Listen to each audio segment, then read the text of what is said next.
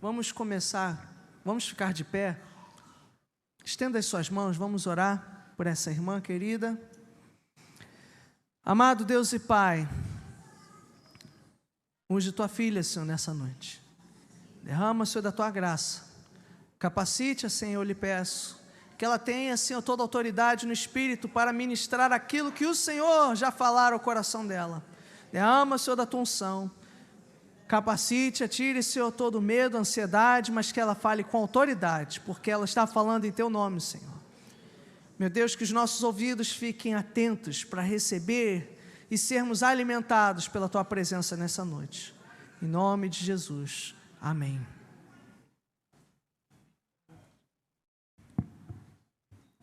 Boa noite, a paz. Realmente um desafio. Mas quando a gente se torna um servo de Deus, é difícil você dizer não para as coisas de Deus.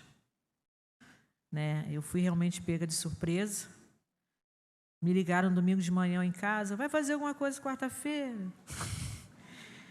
E eu falei prontamente, eis-me aqui. E eu quero convidá-los, né, como o pastor Yuri disse, ao estudo da carta de Coríntios, para que você abra sua Bíblia em 1 Coríntios, capítulo 2, que é a leitura de hoje, é o estudo de hoje, para que a gente possa fazer a leitura. E vou dizer para vocês que eu estou me sentindo numa prova, com 2 avaliadores. Mas eu creio que não serei eu, mas será o Espírito Santo de Deus a falar através de mim. Porque desde o momento que eu recebi o convite, eu falei, Senhor, de mim eu não tenho nada. Mas eu creio que esse dia não foi escolhido pelo pastor, mas sim por Deus. Porque Ele conhece todos os nossos dias. Eu creio nisso. Então diz assim no capítulo 1 da primeira carta de Coríntios, capítulo 2, a mensagem a respeito do Cristo crucificado.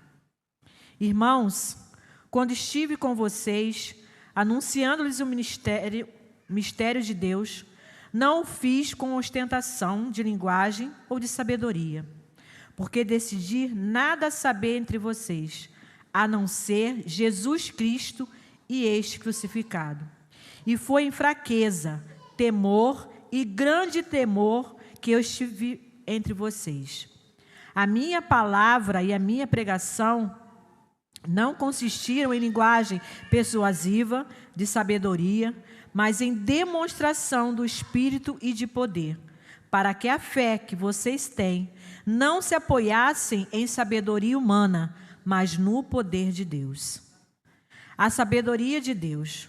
No entanto, transmitimos sabedoria entre os que são maduros, não, porém, a sabedoria deste mundo, nem a dos poderosos desta época, que são reduzidos a nada. Pelo contrário, transmitimos a sabedoria de Deus em mistério, a sabedoria que estava oculta e que Deus predeterminou desde a eternidade para a nossa glória. Nenhum dos poderosos deste mundo conheceu essa sabedoria, porque se tivesse conhecido, jamais teriam crucificado o Senhor da glória. Mas como está escrito, nem olhos viram, nem ouvidos ouviram, nem jamais penetrou em coração humano o que Deus tem preparado para aqueles que o amam. Deus, porém, revelou isso a nós por meio do Espírito, porque o Espírito sonda todas as coisas, até mesmo as profundezas de Deus. Pois quem conhece as coisas do ser humano, a não ser o próprio espírito humano, que nele está. Assim, ninguém conhece as coisas de Deus, a não ser o Espírito de Deus. E nós não temos recebido o Espírito do mundo, e sim o Espírito que vem de Deus, para que conheçamos o que por Deus nos foi dado gratuitamente. Disto também falamos. Não tem palavras ensinadas pela sabedoria, mas ensinadas pelo Espírito, conferindo coisas espirituais com espirituais. Ora, A pessoa natural não aceita as coisas do Espírito de Deus, porque lhes são loucura. E ela não pode entendê-las, porque elas se discernem espiritualmente. Porém, a pessoa espiritual julga todas as coisas, mas ela não é julgada por ninguém. Pois quem conheceu a mente do Senhor para que o possa instruir? Nós, porém, temos a mente de Cristo. Amém? Irmãos, podem sentar. Só a fim de contextualizar, né, esse momento na vida da igreja de Corinto. A cidade de Corinto era uma grande metrópole. Era uma grande cidade que muito se destacava naquela época. Ela era intelectualmente arrogante, porque o que mais se valorizava naquela cidade nesse momento era a sabedoria humana. Era onde cresciam as ideias filosóficas. E a maior preocupação era muito mais com a oratória do que com a mensagem em si. Era uma cidade materialmente próspera, era uma cidade rica. Porém, era uma cidade moralmente corrupta. O pecado se propagava de todas as formas. Essa descrição nos traz semelhança com alguma coisa? Nos traz semelhança com os dias atuais dos quais nós vivemos. Nós vivemos hoje numa sociedade corrupta, numa sociedade moralmente, né, imoral, digamos assim, uma sociedade imoral, onde o que nós podemos perceber são as inversões de valores. E não era diferente na cidade de Corinto.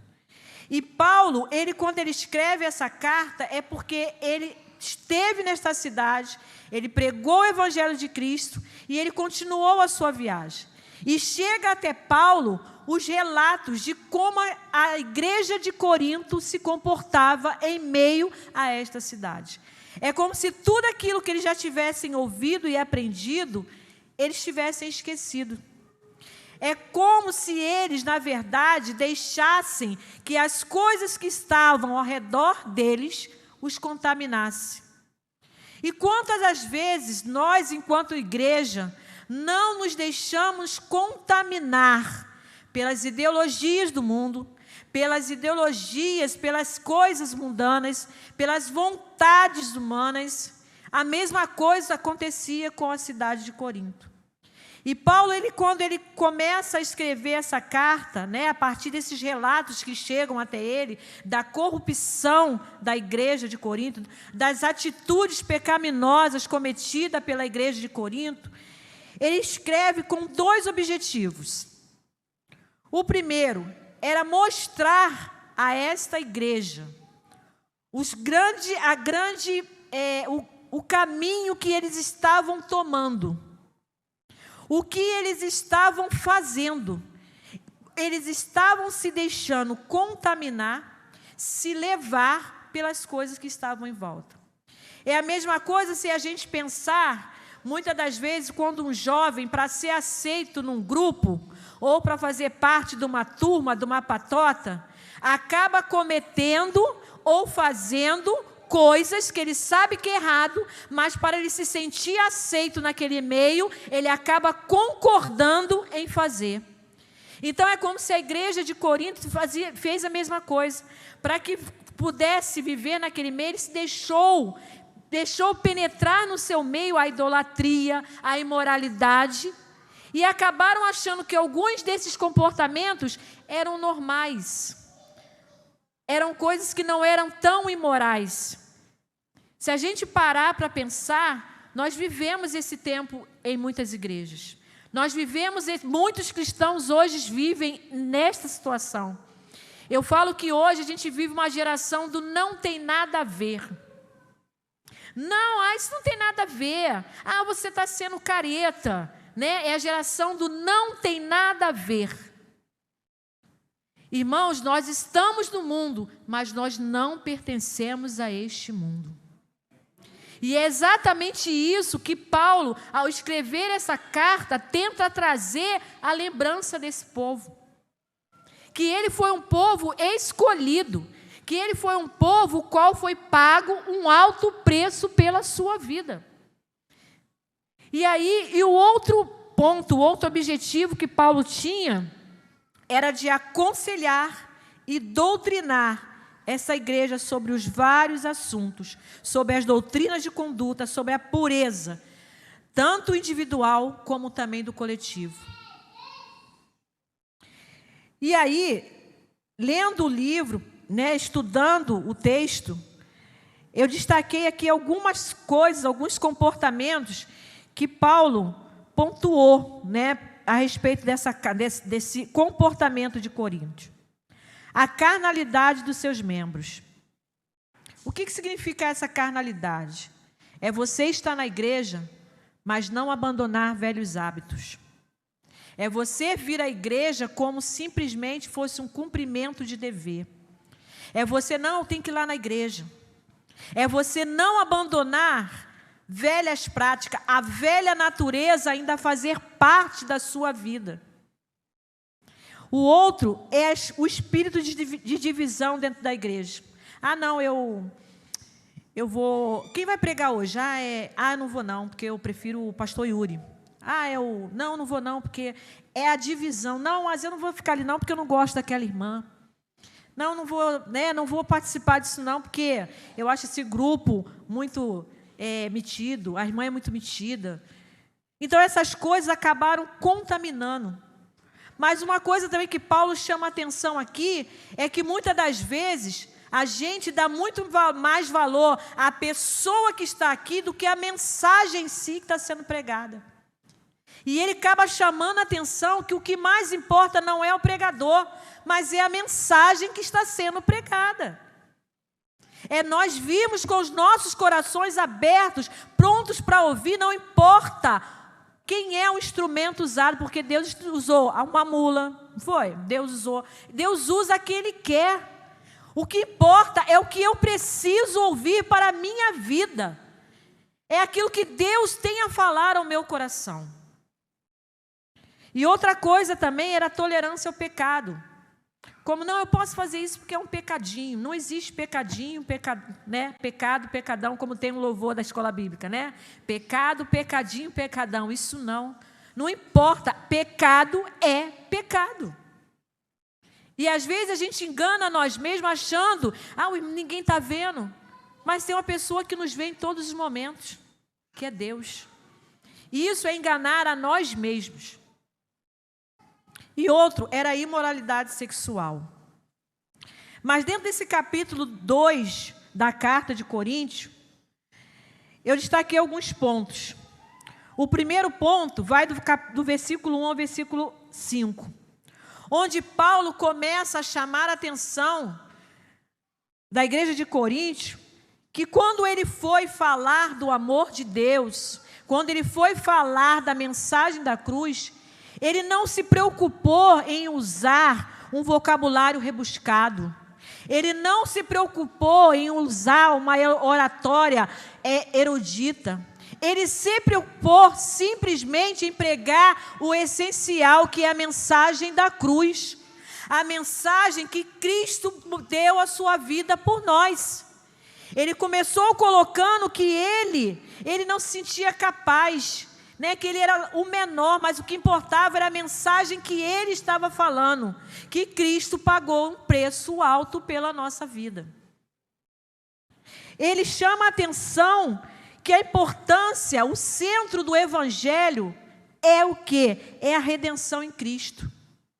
Então Paulo ele não se preocupou, ele lembrou à igreja que ele não se preocupou em ficar escolhendo as palavras, em ficar citando, ele se preocupou em simplesmente levar a eles a mensagem libertadora, a mensagem da verdade, a mensagem que transforma, a mensagem que liberta, que foi o quê? É a mensagem da redenção. Mas que isso não era um poder vindo dele, era um poder dado através do Espírito Santo de Deus. É através do Espírito Santo em nossas vidas que nós nos tornamos capazes de conhecer, de entender essa mensagem a qual nos é pregada. E como toda boa professora, eu vou contar uma história, porque eu sou professora. né? E conta a história que um homem se mudou com sua esposa para um novo bairro, um novo conjunto de casa. E aí a sua esposa, todas as manhãs, quando ia colocar o café, olhava pela vidraça, nossa, a vizinha colocava os seus lençóis, nossa, como essa vizinha não sabe lavar roupa. Seus lençóis só vivem sujo. Eu preciso ensinar, ela só vive sujo, tudo amarelado. E isso foi alguns dias, até que um belo dia, ela chegou, colocou o café. Nossa, olha, marido, ela aprendeu. O lençol está limpinho, está alvo. E o marido vira para ela, não, fui eu que limpei a vidraça. O que quer dizer isso, irmãos? Isso quer dizer que às vezes nós precisamos limpar as nossas vidraças. Que o Espírito Santo de Deus, ele vem na nossa vida para nos tirar essa cegueira, para que a gente possa ver a verdadeira mensagem, a gente conhecer o verdadeiro Deus. Precisamos limpar as nossas vidraças. Precisamos parar de ver as coisas turvas. Precisamos tirar as escamas dos nossos olhos. E essas escamas, às vezes, essa vidraça suja, é a gente ficar presa aos nossos problemas. É a gente ficar presa às nossas lamúrias. É a gente ficar preso às nossas fragilidades. Nós precisamos crer que Cristo, conhecer esse Deus através do Espírito Santo, que é um Deus que nos fortalece, que é um Deus que nos ergue, que é um Deus que nos faz ver além daquilo que está diante dos nossos olhos. Amém? Um outro ponto que eu quero destacar aqui é o que mais importa para a vida do cristão é que ele centralize-se no Evangelho da sabedoria de Deus. Não é através da nossa sabedoria, do nosso saber humano, que a gente vai conhecer, que a gente vai crescer. Não é com a nossa força do nosso braço, mas é através da sabedoria vinda do onde? Do alto. E isso nos faz lembrar que em muitos momentos a gente quer ter um relacionamento com Deus na horizontal. Mas o nosso relacionamento com Deus tem que ser na vertical. É nós e Deus. É de baixo para cima, é olhando para o alto, que é de onde vem o nosso socorro. Que é de onde vem as nossas forças. Cristo tem que ser o centro das nossas vidas. O Espírito Santo de Deus tem que ser o nosso ajudador. Cristo, ele veio ao mundo para abrir as portas, para rasgar o véu, para nos aproximar desse Deus. Mas ele não nos deixou sozinhos. Ele falou, eu vou para o Pai, mas vos deixo o Consolador. Ele nos deixa o Espírito Santo, que é aquele que junto conosco, a cada vez que, quanto mais nós nos aproximarmos, nós vamos conhecer mais essa verdade e mais ainda estaremos próximos desse Deus. É através da sabedoria do Espírito, não é através da sabedoria humana. É através da sabedoria provinda do Espírito Santo de Deus que vai transformar nossas vidas. O Evangelho deve ser vivido na sua verticalidade, que corresponde à relação do homem com Deus. Deus tem que ser o centro de todas as coisas. De todas, não é de algumas coisas, é de todas as coisas. Porque tudo que Ele faz, tudo que Ele criou é para a honra e glória do Seu nome. Amém? O meio para que se conheça e se viva esse Evangelho é através do Espírito Santo, que nos faz compreender a sabedoria de Deus. Isso porque apenas Deus pode conhecer Deus. A gente canta muito, né? Ninguém explica Deus. Não tem um louvor que fala isso? Né? O único que é capaz de fazer com que a gente entenda esse Deus é o Espírito Santo de Deus. Nós precisamos depender disso, porque é o Espírito que conhece as verdades de Deus, pois Ele, na verdade, é o próprio Deus. E é Ele o vínculo entre Deus e a humanidade que torna possível conhecermos a Deus. Contudo, para que a gente possa experimentar essa atuação do Espírito Santo tem uma condição. Qual é a condição? Eu preciso reconhecer e aceitar a obra da cruz. Eu preciso reconhecer e aceitar o sacrifício que Deus fez por mim. Eu preciso reconhecer e aceitar que foi pago um alto preço pela minha vida. É através disso que eu tenho esse evangelho centralizado na minha vida. Porque é um evangelizado centralizado na morte, mas numa morte que produziu vida. Ele morreu para que possamos ter vida. Precisamos reconhecer que somos dependentes totalmente do Espírito Santo de Deus em nossas vidas. Paulo chama ainda a atenção para uma diferença. Para o mundo, o que nós fazemos aqui é loucura. Porque a visão do mundo é uma visão do homem natural. É a visão do homem carnal, que não consegue entender, que não consegue compreender. E há essa diferença. No entanto, ainda há cristãos com atitudes e com comportamento de homem natural, que não conseguem ver a magnitude, a grandeza, a misericórdia do nosso Deus.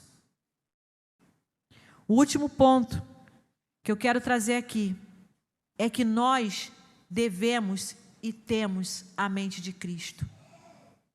O que quer dizer isso?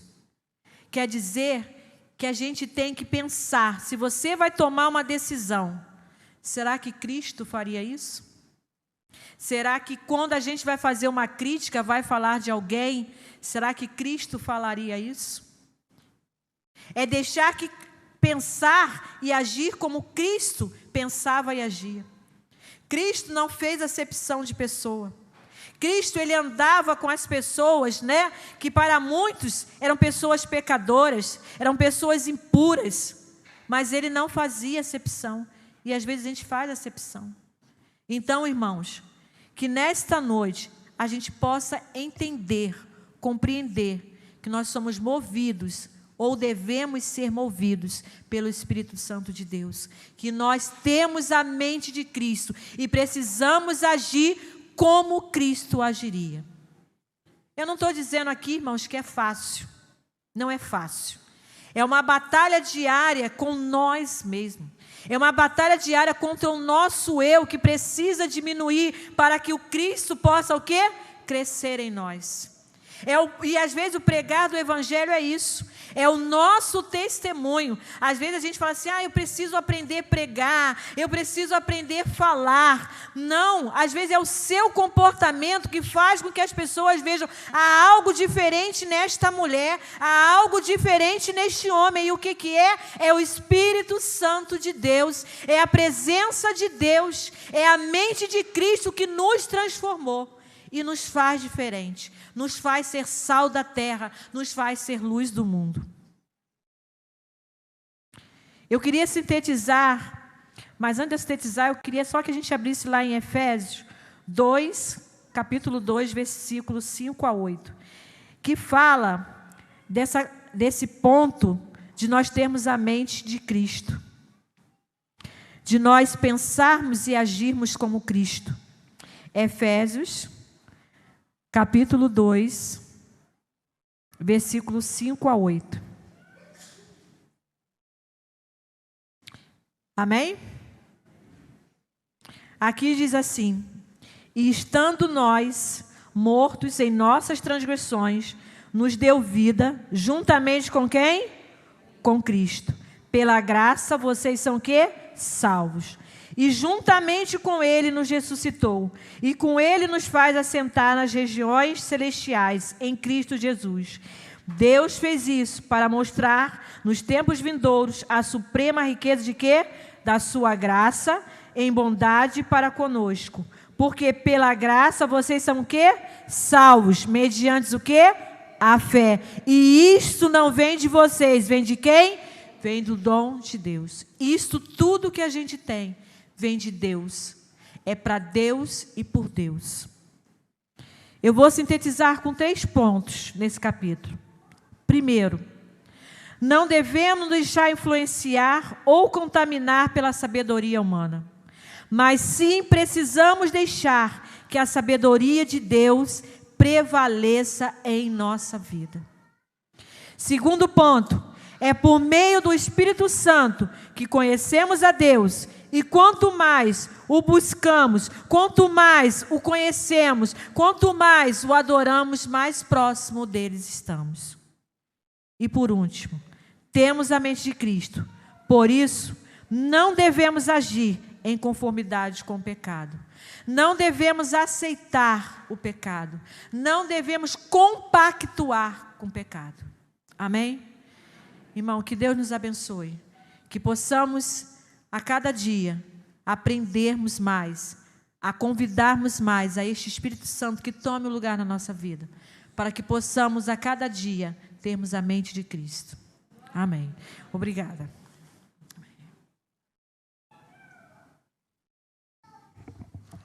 Amém. Quantos estão alimentados nessa noite? Louvado seja o Senhor. Vamos ficar de pé. Acabou que nem tomou a água. Louvado seja Deus. Precisamos que Deus transforme a nossa mente. Eu estava lendo uma reportagem na BBC dizendo que o brasileiro, uma estatística, essa reportagem, eu não sei se foi dessa semana passada ou dessa semana, de que o Brasil é o país com o maior número de pessoas ansiosas. Pessoas que tomam medicamento para lidar com as questões da mente. Precisamos, meus irmãos, de Cristo. Precisamos da mente de Cristo. Amém? Feche os seus olhos. Amado Deus e Pai, nós te louvamos, Senhor, nessa noite. Obrigado porque o Teu Santo Espírito está falando, está nos despertando. Senhor, porque sem a Tua mente, Senhor, nós não vamos resistir ao pecado. O pecado que tenta nos seduzir, nos arrastar, Senhor, semear discórdia, semear rixa, Senhor, nos afastar da Tua presença, nos afastar, Senhor, dos nossos entes familiares, nos ajude a ouvir a Tua voz. Que a palavra que foi proclamada aqui nesta noite possa germinar em nosso coração e que possamos levar muito a sério, Senhor, o que está na Tua palavra. Se conosco, Senhor. Leva-nos, Senhor, também debaixo da Tua paz e da Tua proteção. Nós te louvamos, te agradecemos por tudo. Assim que a graça do nosso Senhor Jesus Cristo, o amor de Deus, nosso eterno Pai, e as doces e ricas consolações do Teu Santo Espírito sejam conosco, hoje e sempre. Amém. Amém. Aplauda ao Senhor.